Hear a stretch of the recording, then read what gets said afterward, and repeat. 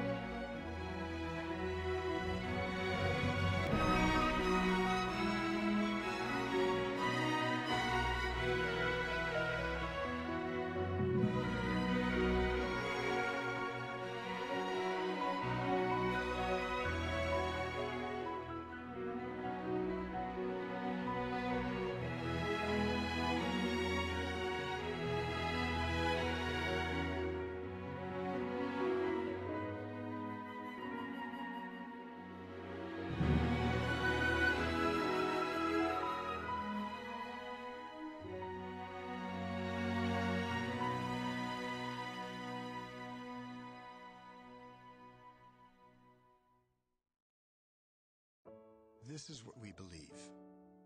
Technology. I am not a role model. Hello, playwright Tennessee Williams is here with us today to discuss his play, A Streetcar Named Desire. Thanks for being here. Glad to be here. So tell me a little bit about your childhood. Well, I'd be lying to you if I said it was good. It was not the best. My father was abusive. He was violent. He drank a lot. He played poker often, and yeah. And my mom, she was much of a Southern belle in her youth, and I had two siblings, Dakin, my brother, and sister Rose, who had a lobotomy. And we moved 16 times in 10 years. It's pretty brutal. A lot of new faces. Didn't recognize a lot of people. Kind of didn't hang out with anyone during recess and stuff like that, you know. So yeah. And I was sick during a 2-year period. I had diphtheria, and I was stuck indoors, and that's actually where I found writing and really enjoyed it ever since. I see. Where did you get into college? Well, I went to University of Missouri for 2 years, and I left there, and I worked at a shoe factory with my father, and I met Stanley Kowalski there. We played some poker, got to know each other. He's one of my good friends, and he may or may not be Stanley Kowalski in the play. Might be a little similar, I guess. They both are kind of the ladies' men. What message were you trying to convey while writing the play? Well, what I really wanted to emphasize was desire, which is in the title of the play, so, you know, got the emphasis down there. And wanted to show that how desire can take you can go down different avenues with desire, different roads and different directions with desire, leading in different directions, different paths.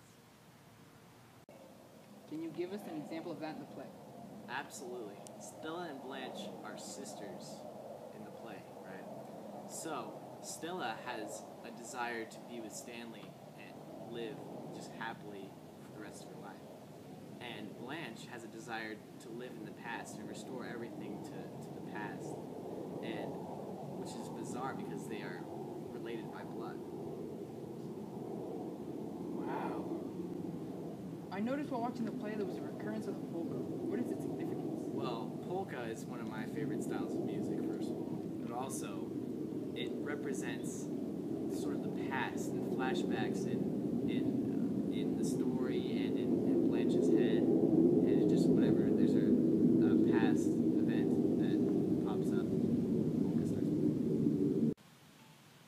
Varsuviana also occurs many times.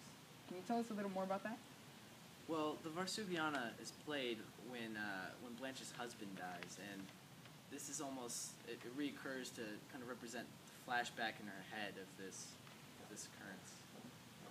One of the most intense scenes was when Mitch tore off the paper lantern. Can you explain that? Yeah, well, the paper represents kind of a mask that Blanche uses to hide who she is and protect her from reality. I also love how Blanche hates the light. Yes, this is very important to the story. Blanche hates light like the light is like reality, and she's trying to hide from it in the shadows and keep to her kind of fantasy world where people can't really see what's going on because it's too opaque to see through it when she's not in the light. And so, yeah, and this is kind of like her bathing too. Oh, I remember. She takes a bath in almost every scene. Exactly. Blanche bathes so much because it's like her putting on a new mask or a new face so that she won't be judged as harshly. And so this helps her cope. I've also heard that you initially intended for the play to be called The Poker Night. Why is that? Yeah, well, that's true. I changed it because poker, it's kind of a harsh environment, and I wanted to focus more on Blanche than on Stanley's abusiveness to Blanche and Stella. And so I thought it'd be more interesting to call it Streetcar Named Desire so that the focus is a little more on Blanche and how she can't escape the past, but life is still moving on, and I think it's much more interesting that way. Such a detailed answer. Thank you for spending your time with us. Thank you for having me.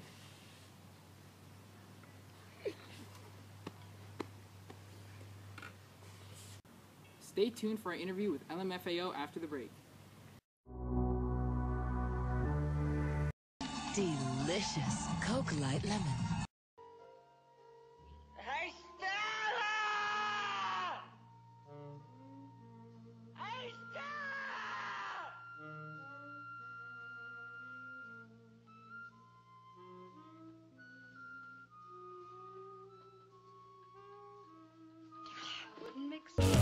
Stinky mix.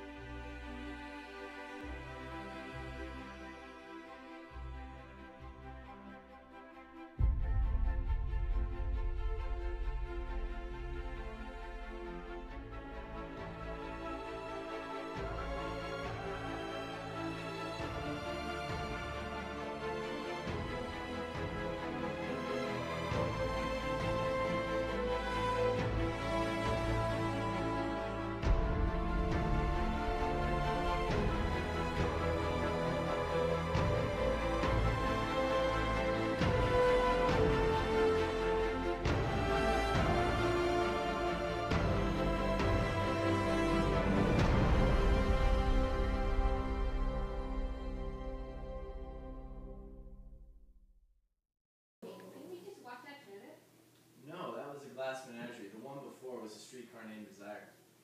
But they're so similar. They're written by the same author. Hey guys, it's time to eat dinner. Let's go.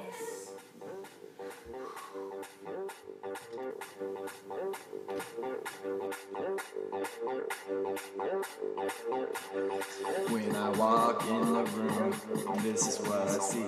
My dad's drinking beer and yelling at me. I got a brother named Deacon and a sister named Rose. Real name's Thomas, how you know it?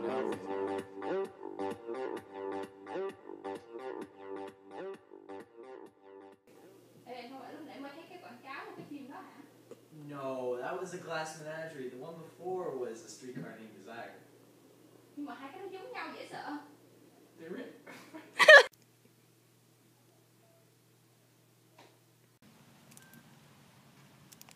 Watching the play that there was a recurrence of the polka. What is it? Can you give us an example of that? Can you give us an example? Can you give us an example? Can you give us an wow? Oh, I remember. She takes a bath. Oh, I remember. You see? Yep, the bathing symbolizes her putting on a new mask, which is almost so she doesn't get judged harshly. I heard that the original name of the play was supposed to be the poker night. Yes, that was the name of a scene in the play, but I wanted to exemplify more of where Blanche was coming from, not necessarily how Stanley was abusive, and get it more from that perspective. Oh, I see. Very interesting.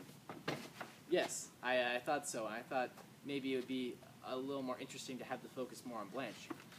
Yeah, I agree. Stanley is kind of a little too harsh. Yeah, that sounds good. Okay. That was a very detailed answer. Thanks for coming. No problem. Thanks for having me here.